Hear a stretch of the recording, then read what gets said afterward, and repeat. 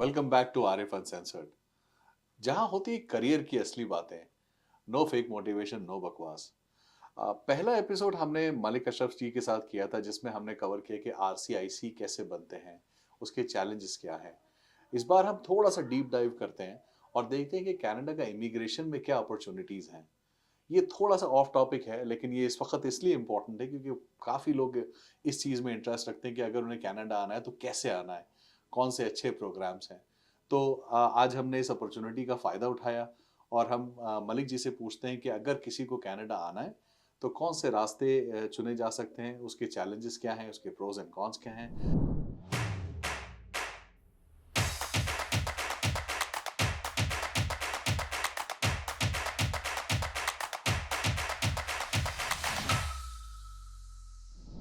तो welcome back Malik ji, thank you so much again. Thank you, Arif, once again for giving me the opportunity जी, to come on your channel, Arif Uncensored. Uncensored, thank you so much, really appreciated. Thank you, तो thank you. Malik साहब आप एक बताएं कि एक बंदा बाहर है, इंडिया, पाकिस्तान या गल्फ कंट्री में है, अब उसे कनाडा आना है। जहाज से हाँ, जय चाहता है। ये तो शॉर्टकट पैदल नहीं है। आ सकता। तो जहाज में कैसे आए? जहाज से आ रहा है जी, जहाज। बड़ा अच्छा सवाल है और बड़ा big question, let me say that, क्योंकि इमिग्रेशन तो अगर मैं आम हुर्फ आम में कहूँ, जो जैसे हमारे यहाँ कहा जाता है 36 किस्म की है ना। जी बिल्कुल। तो अब 36 में से किस तरह से उन्होंने आना है ये डिपेंड करता है उनकी सिचुएशन पे। ओके। और इमिग्रेशन का एक और मैं अक्सर लोगों को बताता हूँ कि इमिग्रेशन समझ लीजिए कि आपकी टेलर नहीं होता, दर्जी, जी जी जी वो जो आपकी शर्ट बनाता है, जी आपका कंधा भी नापता है, आपका बाजू भी नापता है, जी आपका चेस्ट भी नापता है, आपकी जी जी टमी भी नापता है, बिल्कुल फिर आपके हिसाब से शर्ट बनती है। बिल्कुल वैसे तो आप जाएं स्टोर से ले लें तो कहीं कुछ लंबा होगा, कहीं कुछ खुला होगा, कहीं टाइट होगी। बिल्कुल जी। Immigration is exactly like a tailor, tailor made package. Tailor made package. आपकी जो सिचुएशन है it's totally applies to you, subjective, okay. It's you. वैसा हो सकता है कोई हो, लेकिन कोई होता नहीं है। आपकी तालीम, आपकी इंग्लिश, आपका फाइनेंशियल्स, आपका बैकग्राउंड, आपके बच्चे, आपकी जॉब, सारी चीज़ें, आपकी एज, वो सारी चीज़ें देखी जाती हैं। तो जिस प्रोग्राम में आप क्वालिफाई हो पाते हैं उसमें आपको गाइड किया जाता है। सम टाइम क्या होता है कि बंदा एक से ज़्यादा प्रोग्राम्स में क्वालिफाई कर जाता है, तो आपके पास ज़्यादा अपॉर्चुनिटीज़ हो जाती हैं। आप और कुछ नहीं होता तो आपके पास स्टूडेंट वीज़े का ऑप्शन है, वो भी नहीं है तो आप विजिट वीज़े का ऑप्शन है।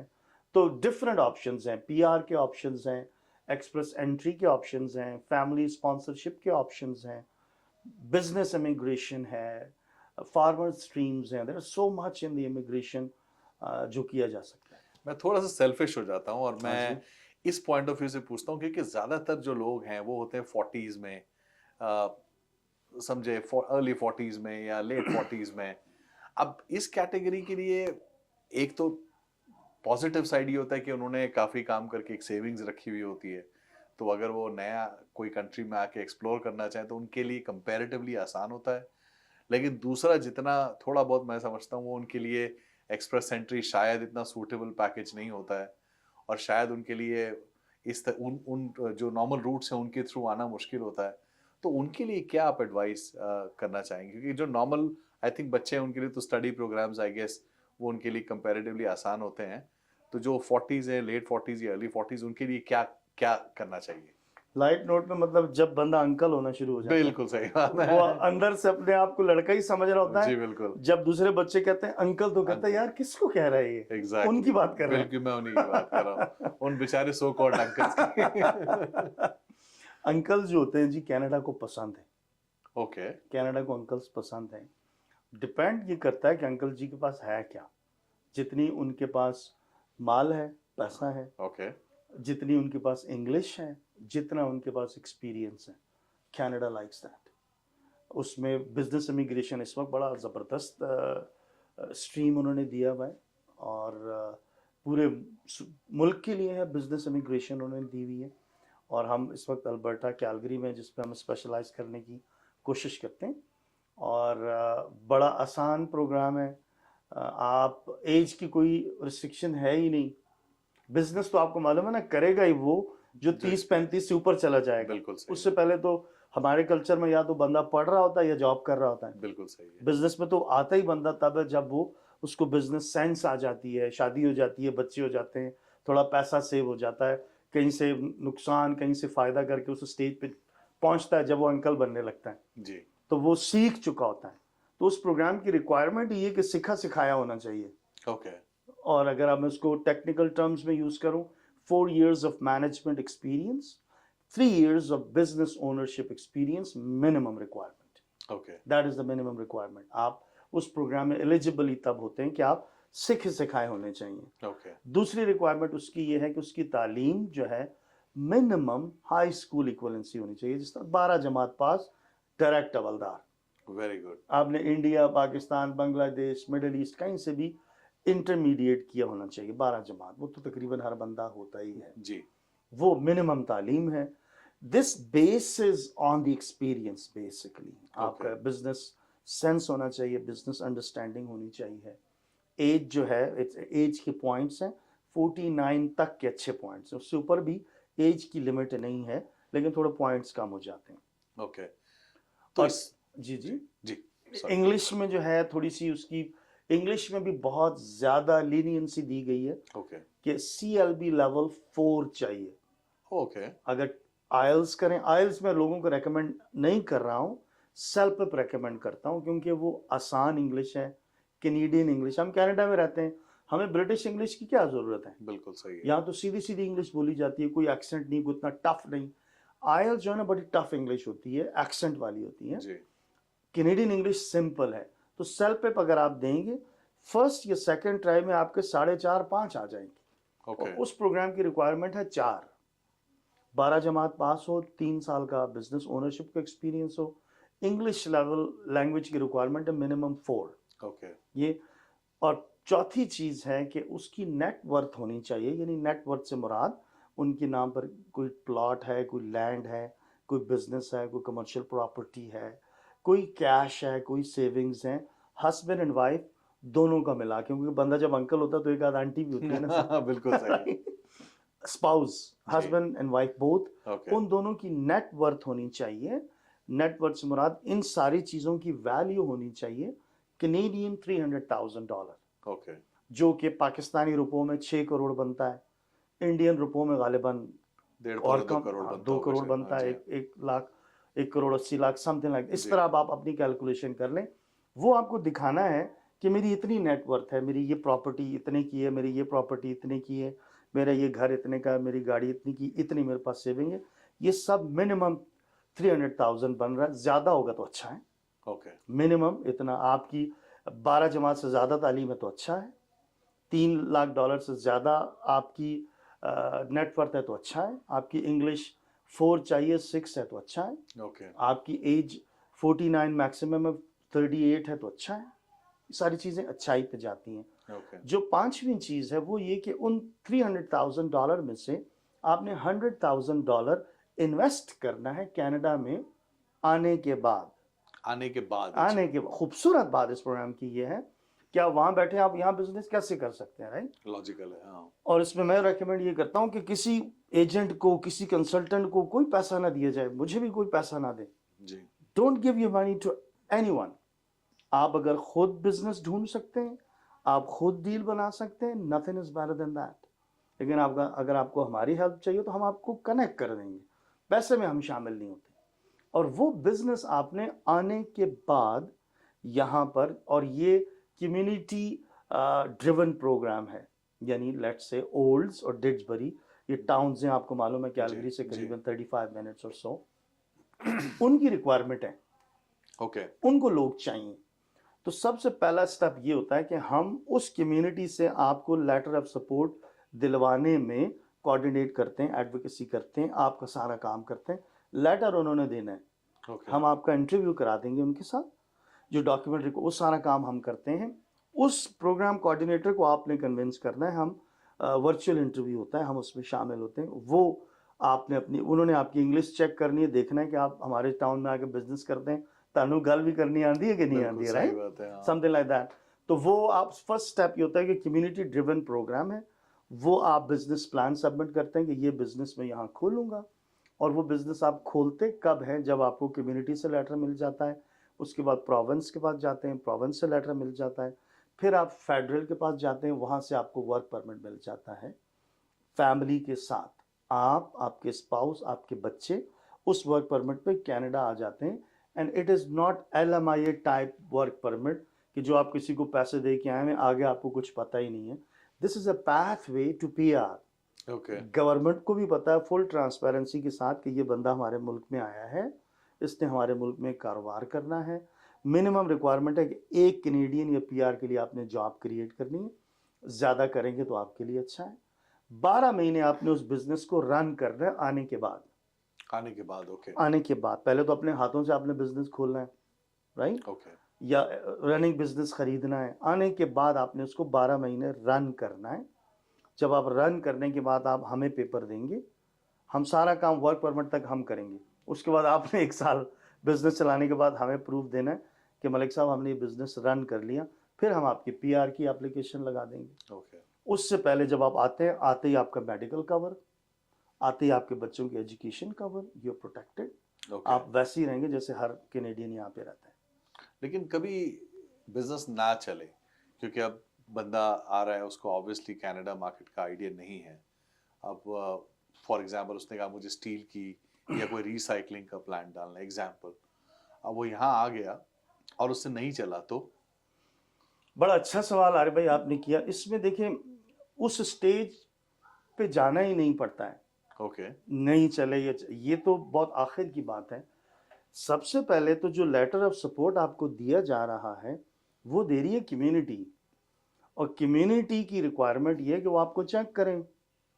चेक कैसे करें? आपको बिजनेस का पता है नहीं पता है, आपको इंग्लिश आती है नहीं आती, आपको एक्सपीरियंस है नहीं है, आपके पास पैसा है नहीं है। उसके साथ साथ आपने बिजनेस प्लान सबमिट करना है।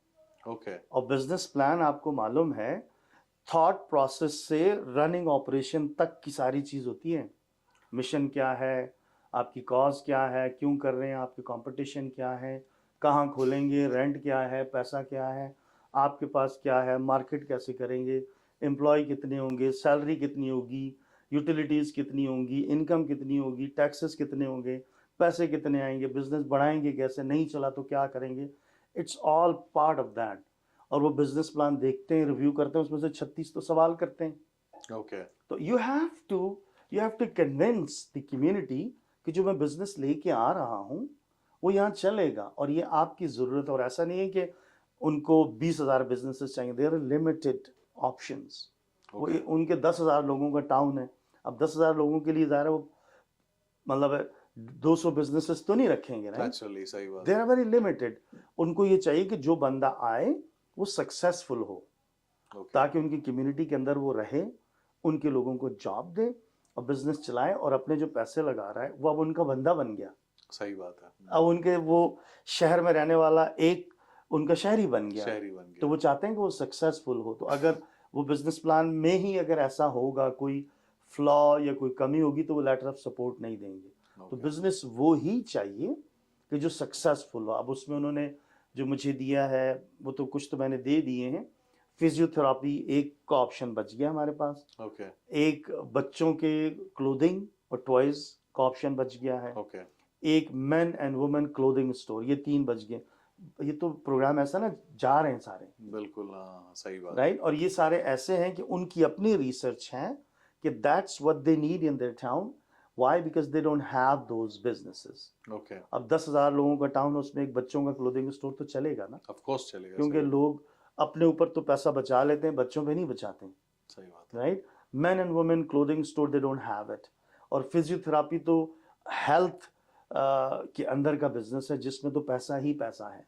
एग्जैक्टली। इस मुल्क में आपको पता ना, कैश तो कोई नहीं देता, गवर्नमेंट से या इंश्योरेंस से आता है। जी बिल्कुल। That's a successful business. तो हमारे पास वो फ्रेंचाइज भी है, उसका सारा सेटअप भी है। तो मैं रेकमेंड करता हूँ, again I am not part of any of those businesses.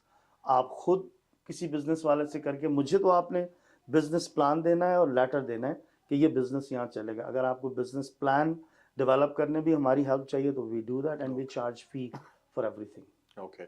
तो अब इसके अलावा कौन कौन से प्रोग्राम्स और हैं जो कोई बाहर से अगर आना चाहे, एक तो आपने बिजनेस प्रोग्राम बता दिया, और मेरे हिसाब से कई लोग ऐसे भी होंगे जिनके पास शायद इतने फाइनेंशियली वायबल ना हो उनके पास, तो अब उनके लिए क्या है? फाइनेंशियली वायबल प्रोग्राम तो ये बिजनेस इमिग्रेशन है। इसमें $1 लाख उन्होंने आने के बाद इन्वेस्ट करना है मिनिमम। दूसरा फार्मर स्ट्रीम है। ओके। फार्मर स्ट्रीम भी एक और स्ट्रीम है कि जिसमें अगेन ये फाइनेंशियली इससे भी ज़्यादा हायर है कि उसमें उनको $500,000 इन्वेस्ट करना है।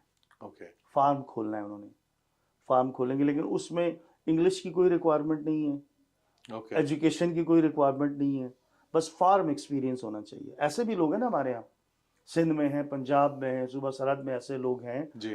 कि भाई उनके फार्म हैं, जमींदार हैं, जागीरदार हैं, लेकिन पढ़ नहीं पाए क्योंकि पैदा हुए तो सोने का चमचा मुंह में लेके पैदा हुए, पढ़ नहीं पाए और बिजनेस में ही लग गए। उनके लिए भी ये प्रोग्राम है तो कि वो बिल्कुल कुछ इंग्लिश ही नहीं चाहिए, कुछ भी नहीं चाहिए। चाहिए, अच्छा। थोड़ी बहुत बस। अच्छा अच्छा हाँ, अच्छा। बस उसके लिए कोई डॉक्यूमेंट रिक्वायर्ड ही नहीं है। अच्छा। सिर्फ आप फार्म बेस्ड एक्सपीरियंस देंगे तो जमींदार देगा ना, बिल्कुल देगा। उसमें $500,000 आपने लगाना है, you are eligible for PR। ये एक और प्रोग्राम है। ओके। जिन लोगों के पास पैसा नहीं है, कनाडा में मैंने आपको बताया था ना, मैंने 2 बंदे कहे, कनाडा को या तो लोग चाहिए पैसे वाले और एक्सपीरियंस वाले जिनको वो PR देना चाहते हैं, या उनको चाहिए हाईली एजुकेटेड ओके। जिनको वो PR देना चाहते हैं, उनके पास एजुकेशन हो और इंग्लिश हो वेरी हाई। ये 2 लोगों को PR देना चाहते हैं। तीसरा तो स्टूडेंट वीज़ा है, उसमें PR नहीं है, बस you come, you study, if you qualify you can stay, if not then you after education you go back to your okay. Home country. वो तीसरा स्टूडेंट वीज़ा है। लेकिन PR में ये 2 हैं। कनाडा को वो लोग चाहिए जिनके पास पैसा हो और एक्सपीरियंस हो, एजुकेशन इतनी ज़्यादा ना हो तो भी गाड़ी चल जाएगी। ओके। अगर आपके पास पैसा नहीं है, एक्सपीरियंस नहीं है, they want highly educated people with very good English, जो कि एक्सप्रेस एंट्री है, उसमें पैसे शैसे का इतना चक्कर नहीं है। ठीक है। उसमें रीलोकेशन का पैसा है, वो $20-22 या $25,000, depends on the size of the family. Once again आपको इनविटेशन मिल गई, आप सेलेक्ट हो गए, आपको PR देने के लिए वो राजी हो गए, अब आपने आना है। ज़ाहिर एक मुल्क से आप दूसरे मुल्क आते हैं तो कनाडा ये चाहता है कि आते ही कनाडा के ऊपर ना आप गले ना फिट हो जाओ, तो बिल्कुल। हाँ, सही। right? बिल्कुल। They want you to come up with some money that you can sustain Exactly. your बिल्कुल। family for at least 6 months to a year. $20-25,000 उसकी रिक्वायरमेंट है। Other than that I don't think कि कोई और चीज़ मेरी knowledge में कम से कम है। Okay okay, excellent.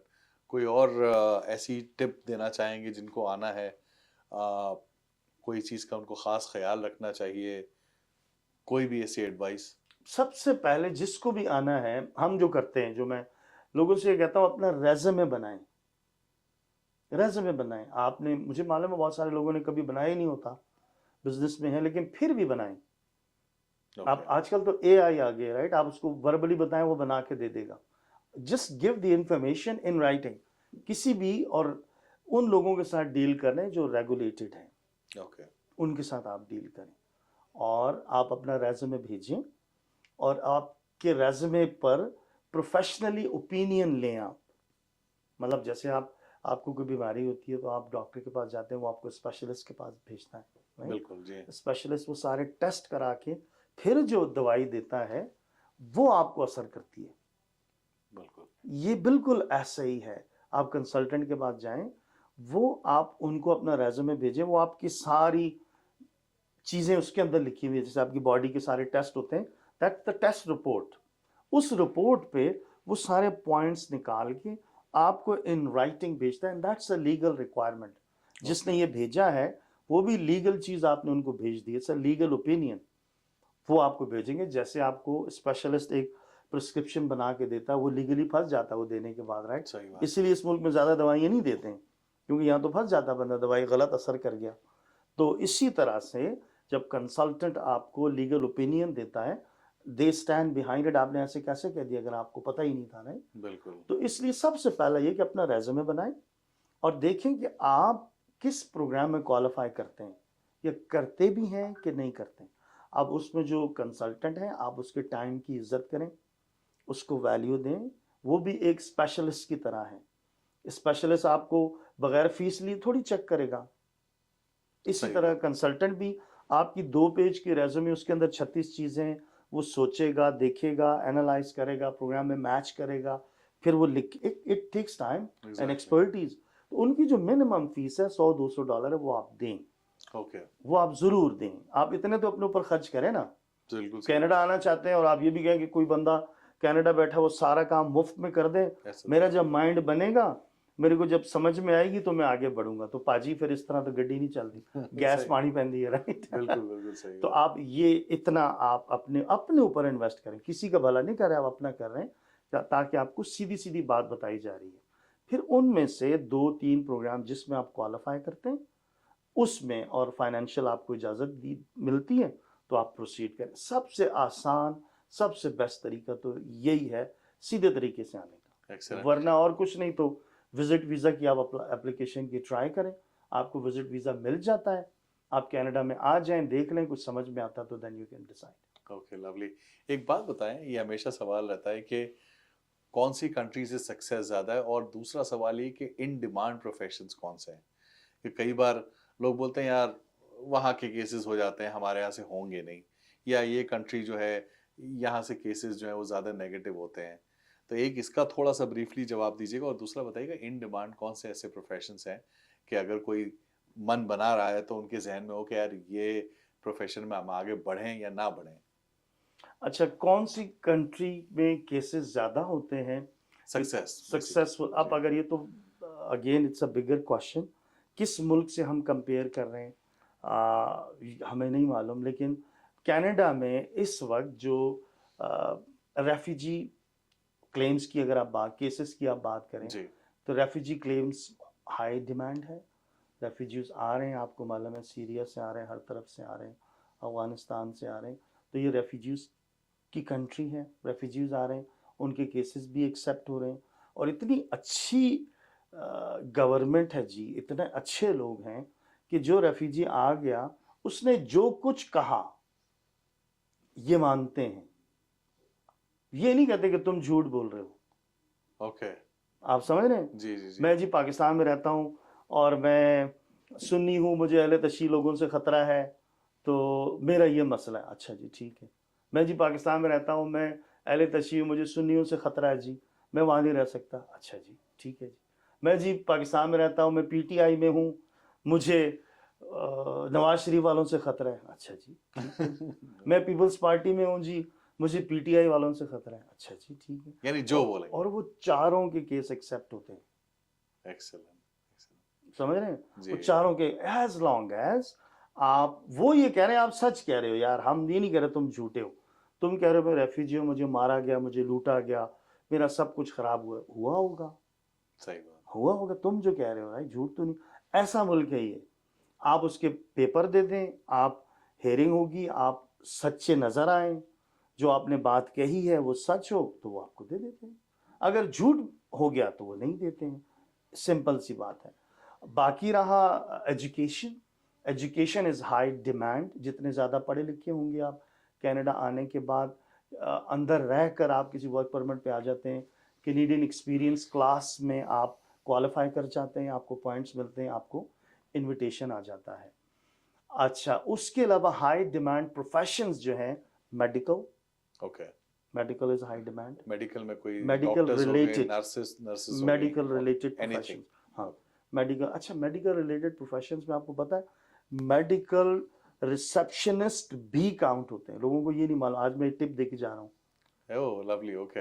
आप अगर किसी डॉक्टर के ऑफिस में रिसेप्शन पे बैठे हैं तो आपको मेडिकल नॉलेज है ना जनाब। जी जी जी, हमारे तो आधे डॉक्टर होते हैं। आधे डॉक्टर भी बने, कंपाउंडर तो फिर डॉक्टर ही बन जाता है ना बिल्कुल हमारे। एग्जैक्टली। बिल्कुल तो एग्जैक्टली। मेडिकल प्रोफेशन में, जैसे जी अल्बर्टा हेल्थ केयर में जी। खाली डॉक्टर्स ही थोड़ी हैं, बिल्कुल। वहाँ नर्सेज हैं, एडमिन स्टाफ हैं, फ़ोन पे लोग बैठे हुए हैं, आईटी के लोग बैठे हुए हैं। मेडिकल प्रोफेशन आपका एक्सपीरियंस होना चाहिए, ठीक है? उसमें डेंटल है, डेंटल हाइजीन है, इट्स अ ब्रॉड विंडो जिसमें एक्सप्लोर किया जा सकता है। Excellent. Medical related it's a high demand. Travel and tourism, okay. Travel and tourism is high demand, जिसमें ट्रैवल से जितनी रिलेटेड चीज़ें, होटल इंडस्ट्री है, restaurant, food services, that is in high demand. तीसरा हाई डिमांड है construction industry.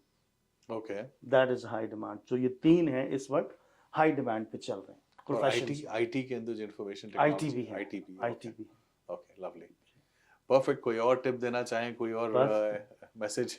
बस नहीं, बहुत बहुत शुक्रिया आपका वंस अगेन। और करें जी, कनाडा बड़ा मुल्क है, अच्छा मुल्क है, इमिग्रेशन के ऑप्शंस हैं। आप अपनी फैमिली को स्पॉन्सर कर सकते हैं, हस्बैंड एंड वाइफ। अब तो स्पाउसल एप्लीकेशन, अगर आप कनाडा में हैं और आप अपने स्पाउस को स्पॉन्सर करते हैं तो 10 महीने में काम हो जाता है। Okay 10 months, 10 Excellent. मंथ्स। और आप अगर कनाडा आना चाहते हैं स्टूडेंट वीज़े पे, ये मैं ज़रूर बताना चाहूँगा, तो आप कोशिश ये करें बैचलर्स बैक होम कर लें।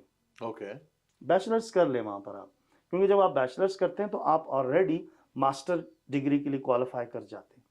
और मास्टर में आपको सिर्फ 2 साल का मास्टर करना होता है।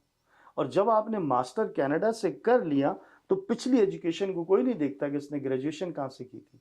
मास्टर्स देखेंगे क्योंकि वो यही कनाडा होता है ना से जी। बिल्कुल जी जब नया रूल आता है तो पिछला रूल तो खत्म हो जाता है। बिल्कुल तो आप ये देखते हैं कि I'm masters in business from Canada, a Okay. masters of something in Canada, right?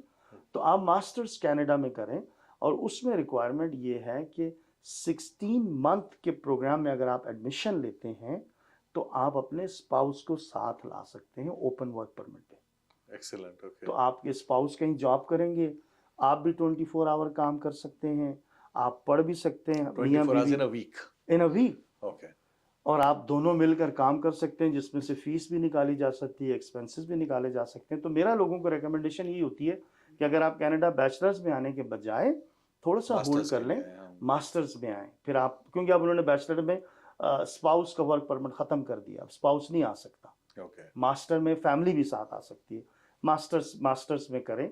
और बिजनेस इमिग्रेशन में अगर आपके पास पैसा है, एक्सपीरियंस है और एजुकेशन कम है तो बिजनेस उसमें आ जाएं, उसमें ऑप्शन है। और पैसा किसी को मत दें, सिर्फ कंसल्टेंट्स को उनकी फीस दें। बिजनेस अपने हाथों से आपने आके करना है, ये ख्याल रखिए। कोई आपसे कहेगा मुझे $2 लाख भेज दो, मैं बिजनेस खरीद के दे देता हूँ, डोंट डू दैट। एक्सीलेंट तीसरी चीज़, आप अपनी इंग्लिश इम्प्रूव करें। अगर आपने ग्रेजुएशन या मास्टर्स पाकिस्तान, इंडिया, किसी और मुल्क से किया है, आप अपनी एजुकेशन में रहें और जॉब करते रहें और इंग्लिश पे ज़्यादा जोर दें ताकि आप एक्सप्रेस एंट्री में क्वालिफाई कर सकें। उसमें कोई पैसे वैसे की रिक्वायरमेंट नहीं है, आप एक्सप्रेस एंट्री में क्वालिफाई कर जाएं, फिर वहाँ से आपको इनविटेशन आ जाएगा। और चौथी बड़ी अहम चीज़, इंग्लिश पे तो हम तवज्जो देते हैं। कनाडा ने इस वक्त अपना मूड या ट्रेंड, जैसे होता है ना सोशल मीडिया में ट्रेंड चल रहा होता है, जी उन्होंने अब ट्रेंड चेंज किया फ्रेंच की तरफ। ओके ओके अब लोगों को चाहिए, अगर थोड़ी बहुत भी फ्रेंच सीख सकते, थोड़ी बहुत भी गाड़ी चल जाएगी। They are giving invitations to the French, जिन लोगों को फ्रेंच आती है। एक्सप्रेस एंट्री का एक पूल होता है, I don't want to go into technical, वहाँ से वो उठाते हैं लोगों को, एप्लीकेंट जिन्होंने पूल में एप्लीकेशन डाली हुई है। तो अगर आप इंग्लिश वाले हैं जी तो आपका स्कोर रिक्वायर जो आजकल चल रहा है 550 एंड अबव, ओके ठीक है। फ्रेंच वाला अभी जो निकला है 379 पे उन्होंने पुल कर लिया। कभी ऐसा नहीं हुआ, सिर्फ आपको फ्रेंच आनी चाहिए। 379 is a very low score. और फ्रेंच में क्या स्कोर चाहिए उसमें, जैसे आईएलटीएस में 4-5 भी चल जाए, कुछ ना कुछ टफ होनी, जो होता है इसमें। हाँ कुछ ना कुछ आपने देना है। तो आप फ्रेंच की तरफ लोगों को मैं चाहूँगा कि इंग्लिश जहाँ पढ़ रहे हैं थोड़ी बहुत फ्रेंच पढ़ लें Lovely. और फ्रेंच का टेस्ट दे दें एंड आपके चांसेस बन जाते हैं। तो उन लोगों को वो प्रमोट कर रहे हैं, उनका समझ लीजिए ट्रेंड आया हुआ है, तो आपके चांसेस हैं ज़्यादा पुल होने के। Thank you so much Malik साहब। थैंक यू अरब, मैं अल्लाह ब्लेस यू। आप बहुत बड़ा काम कर रहे हैं, इनका चैनल जो भी देख रहे हैं ये एज अ वॉल्टियर काम करते हैं, लोगों को बुलाते हैं, टाइम देते हैं, उनके लिए प्लेटफॉर्म खोलते हैं सिर्फ आप लोगों की मदद के लिए। तो इनके चैनल को आप लाइक भी करें, सब्सक्राइब भी करें और इनके प्रोग्राम में आया भी करें। Thank you so much. तो अगर आप किसी रजिस्टर्ड कंसल्टेंट को जो आपको एक सोल्यूशन प्रोवाइड करे ढूंढ रहे हैं तो मलिक साहब हैं, थैंक यू। Contact him. इनकी डिटेल्स हम एंड में शेयर करेंगे, आप इनसे कॉन्टैक्ट करें। He is a great man, great personality, बहुत कनेक्टेड हैं और काफ़ी इन्फ्लुएंशियल हैं। सोसाइटी के लिए बहुत सारी चीज़ें करते हैं, जिसमें से ये कुछ चीज़ें जो हमने इस वक्त डिस्कस की हैं। Thank you. Thank you so much, always pleasure.